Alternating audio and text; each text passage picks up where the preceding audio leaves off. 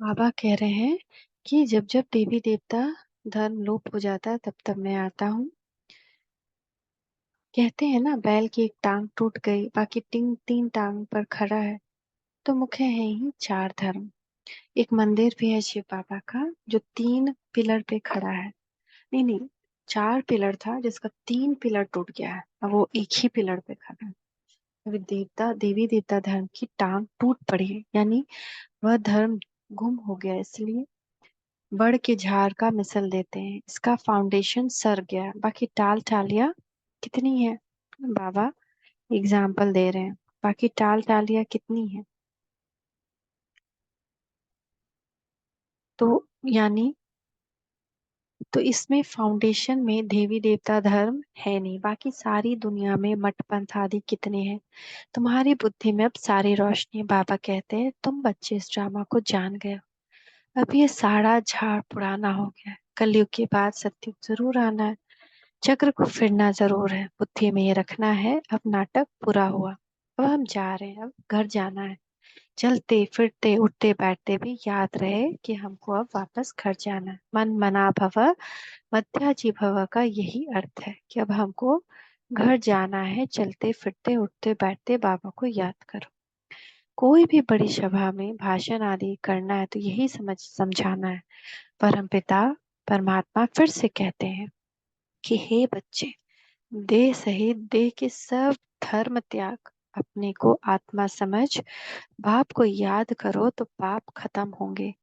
मैं तुमको राजयोग सिखलाता हूँ। गृहस्थ व्यवहार में रहते कमल फूल समान बन मुझे याद करो, पवित्र रहो, नॉलेज को धारण करो। अभी सब दुर्गति में है, सतयुग में देवताएं सदगति में थे, फिर बाप ही आकर सदगति करते हैं। सर्वगुण संपन्न 16 कला संपूर्ण, ये है सदगति के लक्षण। ये कौन देते हैं? बाप। उनके फिर लक्षण क्या है? वह ज्ञान का सागर है, आनंद का सागर है। उनकी महिमा बिल्कुल अलग है।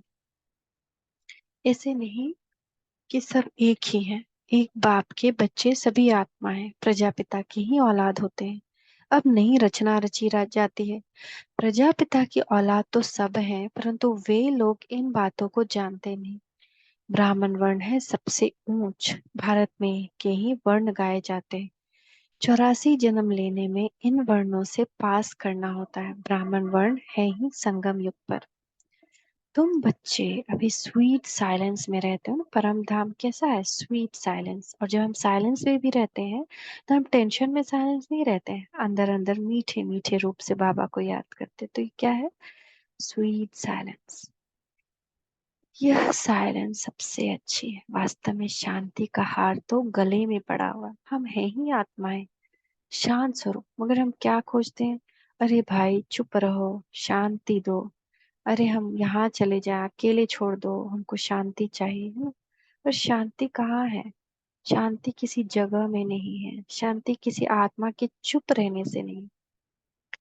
अगर हमारे अंदर से अशांति नहीं है, मन में अशांति नहीं है, तो हम शांत है, चाहे चारों तरफ कितना भी कोहराम हो। तो बाबा कहते हैं चाहते तो सब है शांति घर जाए, परंतु यह रास्ता कौन बताए शांति के सागर के सिवाय? तो कोई बता ना सके। टाइटल अच्छा दिया हुआ है, शांति का सागर, ज्ञान का सागर। श्री कृष्ण तो स्वर्ग का प्रिंस है, वह है मनुष्य सृष्टि का बीज रूप। भगवान है मनुष्य सृष्टि का बीज रूप, पर श्री कृष्ण स्वर्ग का प्रिंस है। कितना रात दिन का फर्क है। कृष्ण को सृष्टि का बीज कह नहीं सकते, सर्वव्यापी का ज्ञान तो ठहर न सके। बाप की महिमा अपनी है, वह सदैव पूज्य है, कभी पुजारी नहीं बनता। ऊपर से पहले जो आते हैं वह पूज्य से पुजारी बनते हैं। पॉइंट्स तो ढेर समझाई जाती है। एग्जीबिशंस में कितने आते हैं, परंतु कोटों में कोई निकलते हैं, क्योंकि मंजिल बड़ी भारी है। स्वर्ग का महाराजा महारानी बनना, विष्णु लक्ष्मी बनना कोई कम भारी बात है? इससे बड़ा भी कोई बड़ा ओहदा होगा दुनिया में? प्रजा तो ढेर बनती रहेगी। माला में आने वाले दाने कोटों में कोई ही निकलते हैं। नारद का मिसाल है, उनको कहा तुम अपनी शकल देखो, लक्ष्मी को वरने लायक हो। तो बाबा कहते हैं हमको भी ऐसे ही, जब हम आईना के सामने खड़े हों तो हम ये नहीं देखें कि हमने बिंदी ठीक लगाई है कि नहीं, बाल ठीक से झड़ा है कि नहीं। ये देखें कि मैं आत्मा क्या बंदर शकल को छोड़ पाई, क्या मैं आत्मिक स्वरूप में आ पाई हूँ, क्या लक्ष्मी को वरने लायक बनी हूँ, सतयुग जाने लायक बनी हूँ। प्रजा तो बहुत बननी है, राजा फिर भी राजा है। एक एक राजा को लाखों प्रजा रहती है। पुरुषार्थ तो ऊंच करना चाहिए। राजाओं में भी कोई बड़ा राजा, कोई छोटा राजा। भारत में कितने राजाएं थे, है ना। तो जैसे लक्ष्मी नारायण एक बड़ा राजा होगा, महाराजा, उनके अंदर भी छोटे छोटे राजाएं होंगे, रॉयल फैमिली के होंगे। तो भारत में कितने राजाएं थे, सतयुग में भी बहुत महाराजाएं होते हैं। ये सतयुग से लेकर चला आता है।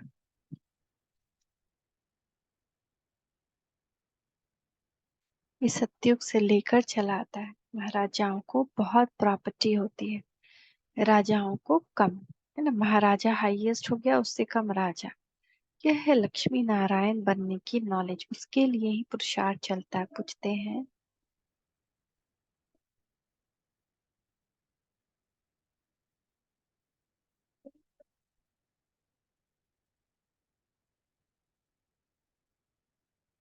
पूछते हैं लक्ष्मी नारायण का पद पाएंगे व राम सीता को का। तो कहते हैं हम तो लक्ष्मी नारायण का ही पद पाएंगे, हम तो लक्ष्मी नारायण का ही पद पाएंगे, माँ बाप से पूरा वर्षा लेंगे। ये तो वंडरफुल बातें हैं ना। और कोई जगह ये बातें है नहीं, ना कोई शास्त्रों में। अब तुम्हारी बुद्धि का ताला खुल गया है। बाप समझाते हैं, चलते फिरते समझो, हम एक्टर्स हैं।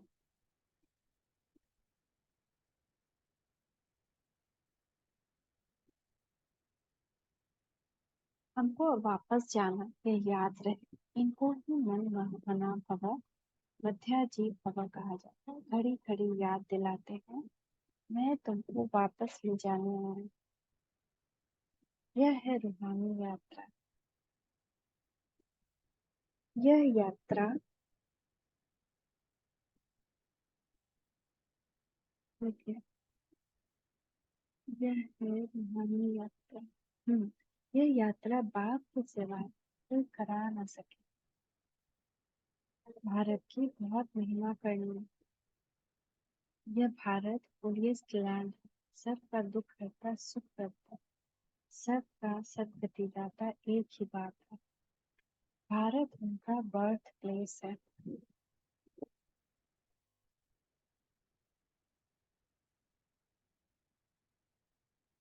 ना। तो बाबा कह रहे हैं कि बाबा ही भारत में ही, बाबा आते हैं, वह बाप सबका लिबरेटर है। उनका यहाँ भारत में बड़े से बड़ा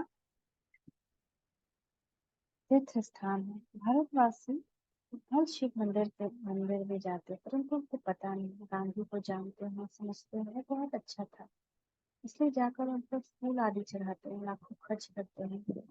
इस समय है उन्हों का राज्य, जो चाहे सो कर सकते हैं।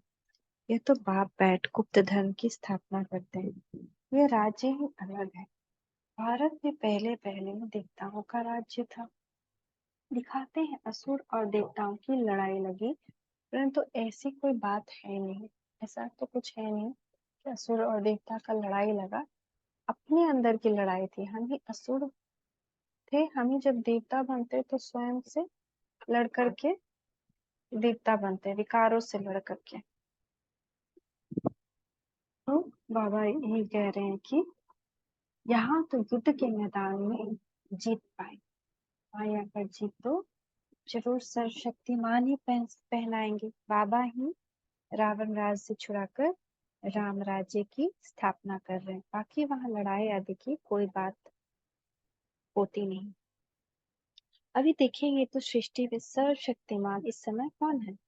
क्रिश्चियन लोग हैं, वो चाहे तो सब पर जीत पा सकते, पूरे विश्व के मालिक बन सकते, लेकिन बाबा कह रहे हैं ये कायदा नहीं। ये तुम ही जानते हो कि वो विश्व के मालिक नहीं बन सकते। विश्व के मालिक तो देवी देवता धर्म के ही आत्माएं बनेंगी।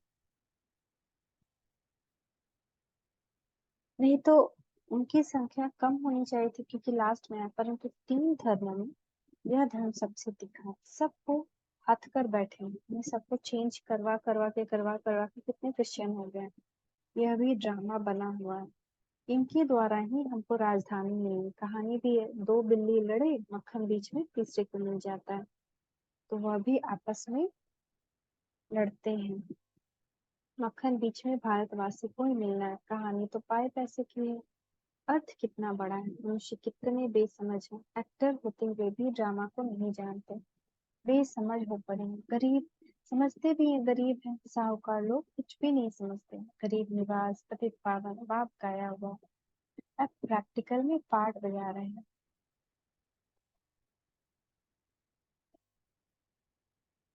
बड़ी बड़ी सभाओं में तुमको समझाना है। विवेक कहता है धीरे धीरे वाह वाह निकलेगी। लास्ट मोमेंट पे ना डंका बजना है। चारों तरफ शंखनाद होगा।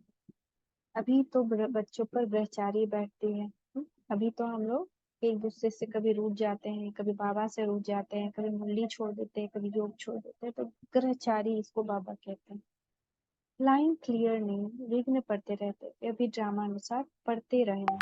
कोई कुछ बोलेगा, हम हमारा जब तक विक्रम है, जब तक वो उमड़ घुमड़ के निकलते रहेगा। जितना पुरुषार्थ करेंगे उतना उच्च पद पाएंगे। पांडवों को तीन पैर पृथ्वी के नहीं मिलते थे। अभी का यह गायन है, परंतु ये किसको पता नहीं कि वही फिर प्रैक्टिकल में विश्व के मालिक बने।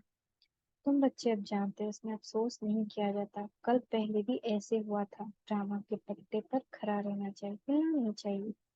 अब नाटक पूरा होता है, चलते हैं सुखधाम।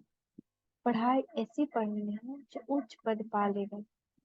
अच्छा, मीठे मीठे सिक्के लगे बच्चों प्रति। माता पिता बाप दादा का याद प्यार गुड रूहानी बाप की रूहानी बच्चों को नमस्ते। रूहानी बच्चों की रूहानी माता पिता बाप दादा को याद प्यार गुड मॉर्निंग। नमस्ते बाबा नमस्ते। शुक्रिया बाबा शुक्रिया। धारणा के लिए मुख्य सार।